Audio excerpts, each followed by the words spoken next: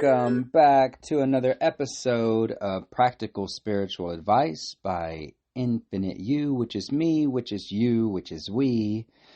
And again, as usual, let's buckle up for another ride as I take you down memory lane.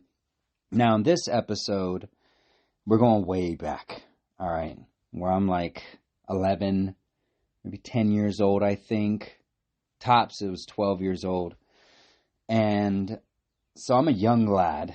Actually, you know what? Let's do this real quick, because if you're new to the podcast, going back to the beginning and kind of catching up here is going to do you some good. And if you have tuned in and you're riding along and you're here now, then let's dive right in. And again, as the practical spiritual advice comes through in the storytelling, we're going to reveal some secrets. I'm going to find out some more information about myself as I tell the stories.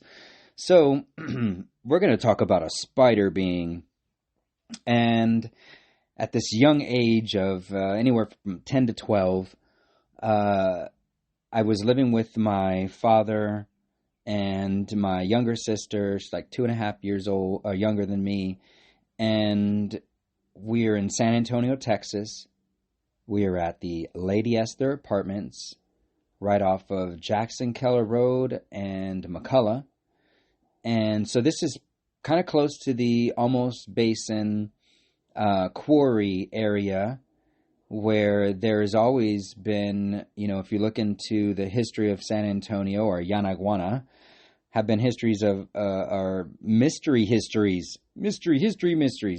of paranormal, E.T. Mystery School, werewolves, Bigfoots, big feets, the whole 9 yards, right? And this is taking place near this location in our bedroom. And I want to paint a picture here. My father, we lived in a 1-bedroom apartment, the three of us, and my father had lung cancer, emphysema, and, slept on the couch in the living room and had an oxygen tank on and a machine, pretty much 24/7. And this was his life until he passed away when I turned 16. And so I used to fall asleep, trying to listen that if he was still breathing, like one eye open as a child, and, hoping that I wouldn't wake up to my father not being in his physical suit anymore, and as a child, that's like, you're talking about death and your parent and some very deep, emotions and stuff that's going on. And so maybe that invites things in. I don't know, but I'll tell you what happened is this was in the middle of the afternoon. I think I'd come out of, okay, so let me paint this picture a little bit more. So he lives in the living room, and it's his sleeping area. And me and my sister, we have twin beds on opposite sides of this pretty large bedroom. And right outside the room is this somewhat like a little hallway. This apartment building was built in like the 60s or whatever. It's like reminds me of Three's Company. And all of the doors face in, and that's where the pool is for the apartments. It's like a rectangular shaped apartment building. So all of us children, we all knew each other. We played in the pool and played in the field next to the apartments, and in the creek, in Almost Creek, which was across the street from us. And so there's this little hallway that has a sink in it right outside of the bedroom, and it connects to the dining room, which connects to the living room and like the kitchen, right? So, and the other side of where the sink is, that's where the to the left outside of the room is the bathroom, the toilet, the shower, right? And you close the door, and that's separate from this sink in this hallway area right when you come out of your bedroom. And I must have come out of the bathroom or something, and I look into the bedroom, and I see, and it's got to be like 3 to 4 feet in its body, like length, and about 2.5 feet why, like, as it's there, like this big tarantula looking spider in the top corner of the wall and the ceiling, and like above where I slept, and it had like a human face on it, like a human head. And I could see it as I can see, you could see regular people around you, and it was real.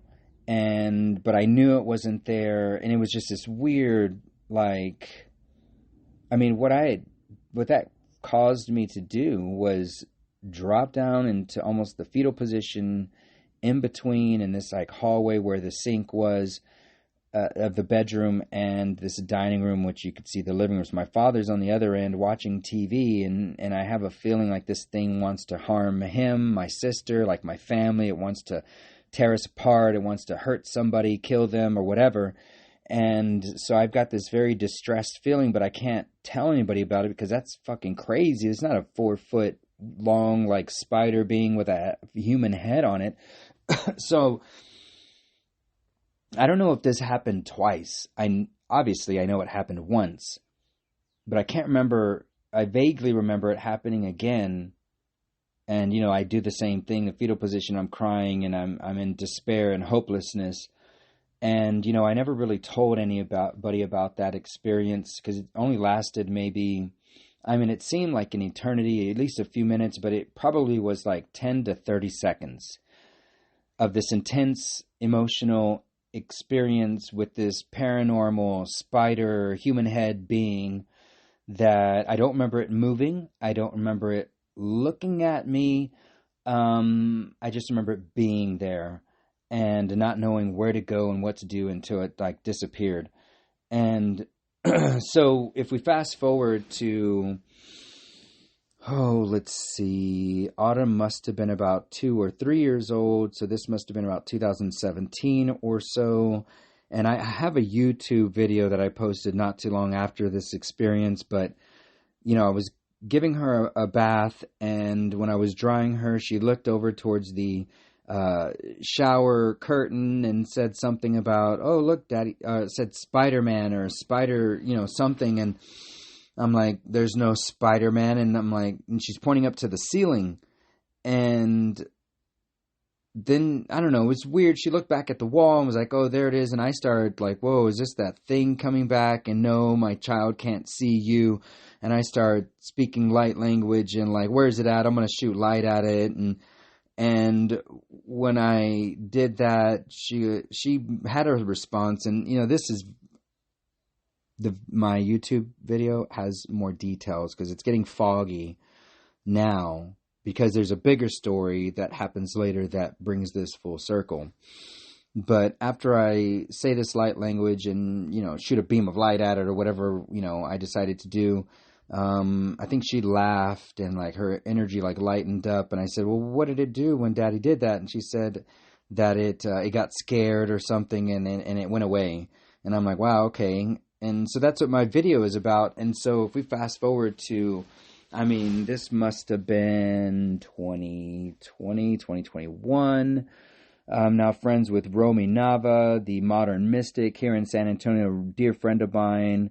We were together at the CE5 meditation in Kerrville. So we've experienced some things and we've worked together. And so anyway, he's been practicing QHHT hypnosis, the Dolores Cannon method, where you take someone back into past lives and stuff like that. And so, he was practicing on me, and, I didn't go completely under, but I was taken to memories of mine, and it took me back to that experience with the spider. And, now I'm in this larger energy field of awareness and tapping into who I am and what I am, and not being scared of anything like that.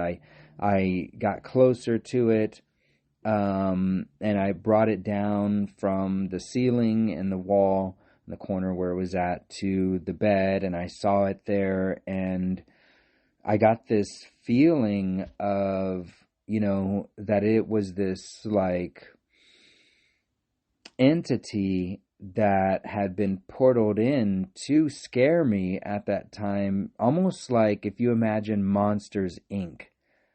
And so these beings are being created in a lab, and they're sent out through doorways to scare children and siphon that prana, that adrenaline that's pumping. And it doesn't have to come out of the physical form of children and just beings in general. It comes out in an energetic form. And so whether I was being siphoned of that or not, this is where I was going with this thing during this hypnosis, was diving into this notion of this being, this entity was sent to me to try and scare me, but also tapping into it in a way that so here we're going to get into a couple perspectives in this, right?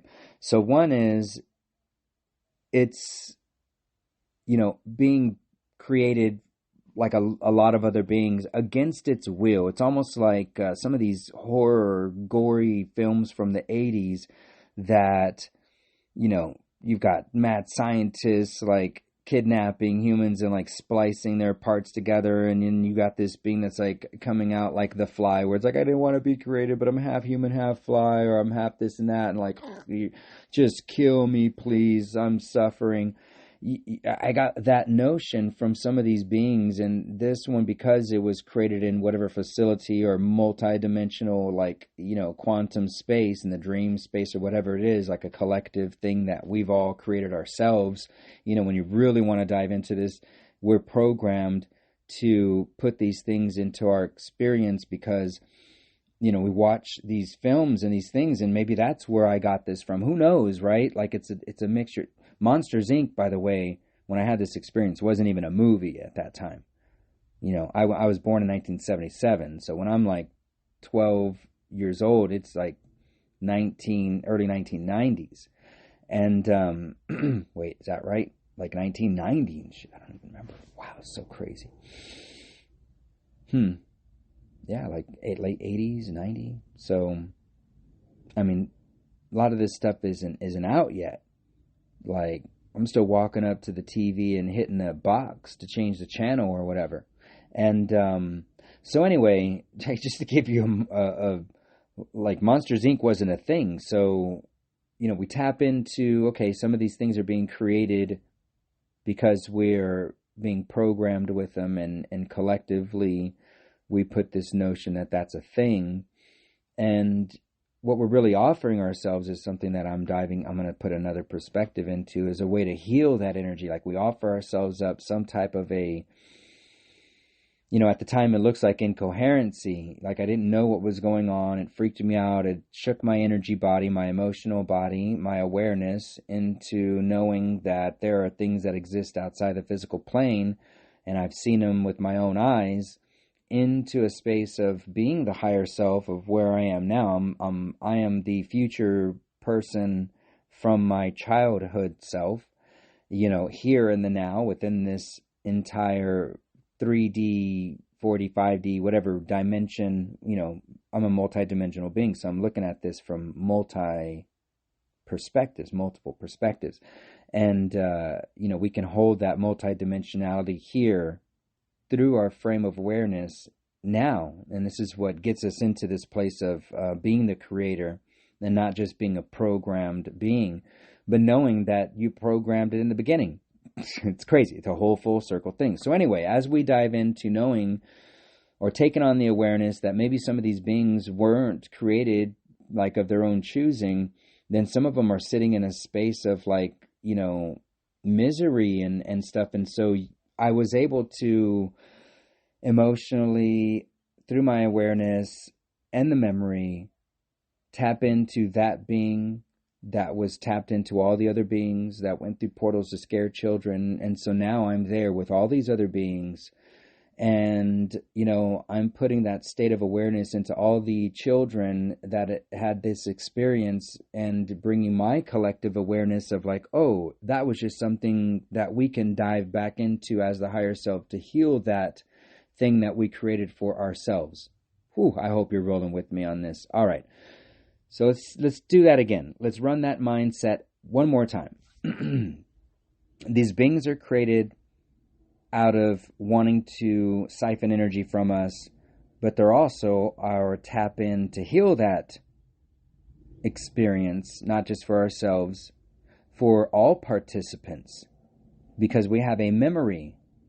We have a thing that we can tap into it through our own awareness and psyche, our own coherent, like you can put a story on it that makes sense for you. This is what I'm doing, right? As the creator of stories. You can dive back into your own self and rewrite things. You can put the ending on it, right? The conclusion, And so that's what happened for me with this experience in the hypnosis, was being able to tap into all the experiencers that may have, or even may have not, experienced this, but being able to affect them in a way that assist who they are here and now in a state of awareness, that now when I jack back into my aware waking dream state that I'm communicating with you through now, it is a resonant tone that takes the memories and closes the loop, causes the harmonic wave that sends it from the center of your heart, your diamond heart, in through the holographic matrix that is the aware state of you, the future self, here and now. And as you have the awareness of the future you that's going to get more information, being able to tap into you now, you can close the loop on your future self and your past self. In the here and the now, knowing that you are all of it. So I hope that was fun. That was like a nice little ride to travel down. And so, it's intention and it's breath and it's movement. Because as I tell my stories, I'm exhaling all of the breath from my diaphragm, from my experiences with the thought coherence and my heart space wrapped into this digital mind frame in a quantum way that you are hearing the vibrations from whatever speakers, whatever device is pumping that out for you. And then you take another deep breath, and we do it all over again, and we expel frequencies and codes through the breath, through the speakers, which are quantumly affected through sound waves, which translate information, data, in a light source, in a vibration, in a frequency that brings an awareness that has something tied to your own experience that makes sense for you, closes a loop. As I close loops, you close loops, and things start to gain a harmonic coherence, synergistic. You and I are connected in ways that are not seen through our stories, through our experiences, through what happens when you listen to my voice and your imagination kicks in, and how you're able to dive into others' stories and kind of live experiences with them, and we are all one. So, intention, breath, and movement. That is going to be the next step in your manifestation, is how do you move in this space that is a physical 3D representation of a thought coherent wave that comes from your diamond heart, as we're all connected through that diamond heart, and move in a way that brings you to more awareness, more integration, more synergy, and more and more and more, because it's an amplification code that I'm sending you of my awareness into your own awareness. And then you'll come together and hear others' stories, because that's what I do and that's what you'll do, as we will start dreaming others' dreams and telling their stories. It is a collective resonant tone that happens when you are a carrier wave of my stories, and I go out and I find my other pieces and parts that make sense for me, and I tell their stories, and I got a ton of them. I've got amazing reflections around me, and we are synchronometers that tell others' stories in our own that make sense. And my stories are never of just myself. No, they can't be. because it's always tapping into some kind of interconnected web that weaves us into a mandala, a tapestry of creation and creator, into this, what do they call it? The caduceus, the snake that's biting itself, and that's not supposed to be a bad thing. It's when you're in a state of not being aware of that's what's going on, you got to allow it to serve its purpose. And, when you can turn that caduceus into a spiral dynamic and aim it at a 45-degree angle, now it's ever evolving and creating, and it gets itself out of the, I'm going to eat myself every time, into this more harmonic, evolutionary type of a spiral dynamic. And it only comes when you are aware of yourself forwards and backwards and how you play the entire gamut of all experiences. And that's how you're going to gain your wisdom and knowledge, when you start to move into places to find more stories. Go find more stories, go tell more stories, start sharing everyone else's stories and dreams, and show how it makes sense for you. And then others are going to see the same thing, and you're going to send out a resonant tone of it makes sense to me. And whether that other being is in a state of taking in that information or not, in the way that you deem fit, is not your problem. That's not your programming. You're supposed to allow others to be themselves and add their flavor to the mix. That's how you become a Baskin and Robbins type of a being, a multidimensional being. When you allow all these expressions to be, part of this gets down why we're in a state of incoherency is the lack of awareness and acceptance of the other parts of ourselves. It's like a child that has created something that they just learned how to do, and it's not like the masterpiece Mozart, symphony, or Picasso, or architectural, levels of a master. It is at the rudimentary levels of a child, and they want attention, and so they'll come to you and show you their pile of incoherency that they're trying to put together and say, hey, please give me feedback. Let me know that my try has even just been a try. It has been an attempt to learn thyself and the way that thy creates.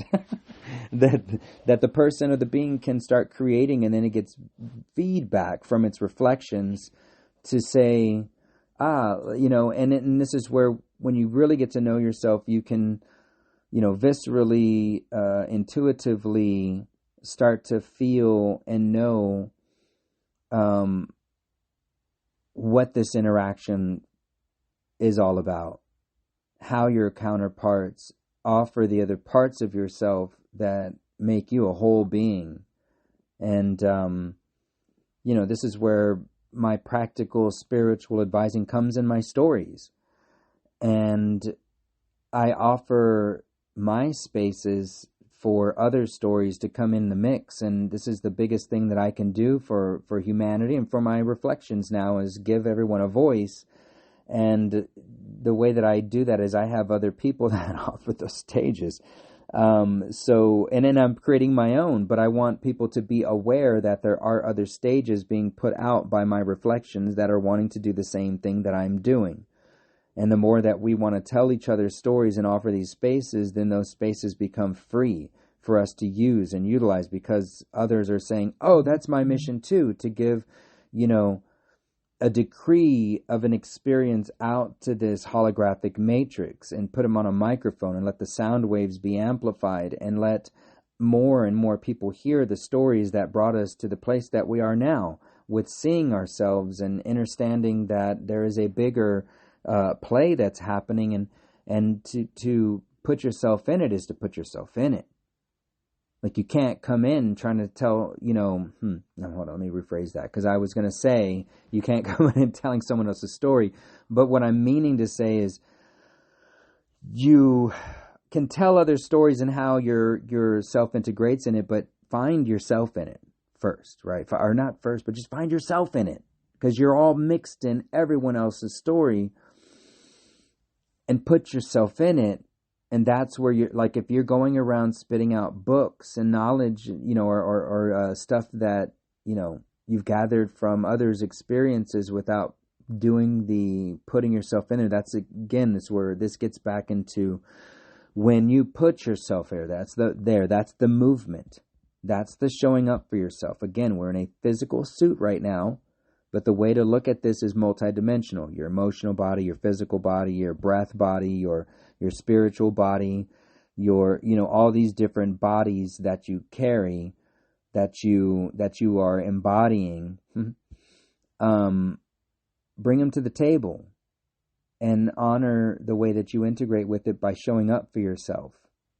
Then you're going to start to see that you have the stories that integrate you with the others. Because, like for me, Amber and I won tickets to Sology Fest that was held by Todd Medina at Mulberry Mountain on 8/8, and each ticket cost $444. So add them up, that's 888 on 8/8, and day that we did an activation in Corpus Christi, Todd Medina, his hometown, and it's his story wrapped into my story, and because we showed up, that prompted us to go buy a fucking 32-foot 10-person travel trailer and bust our transmission down at the bottom of Mulberry Mountain and find some people that helped us out, by getting us the whole story that involved other people and me and Amber and our children and Todd and all the other beings that were there, and how we activated that place. And my friend Yahweh, you can find her on SoundCloud, YAWEI, Yahweh, DJ Yahweh. And that's my friend Mary. She's amazing, and she just did an event up there for an ecstatic DJ set, ecstatic dance DJ set, I think, or was it Yoga Flow? Fuck, man, I'm getting all mixed up. But anyway, she's doing all the things, and she was just there. Mulberry Mountain, activating that. I don't know how many thousands of people showed up, but I know that was a big event too. There's at least 3,000 to 5,000 people that showed up for that event. And,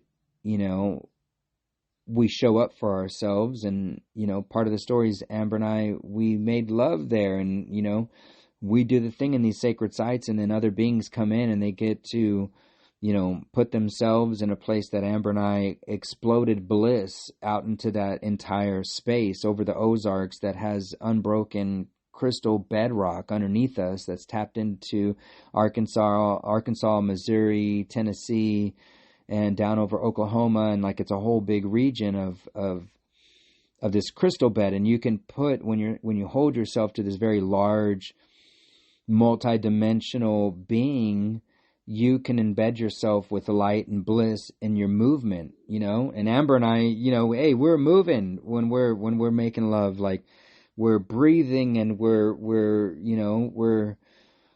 doing the thing, right, that you want to do when you do the thing.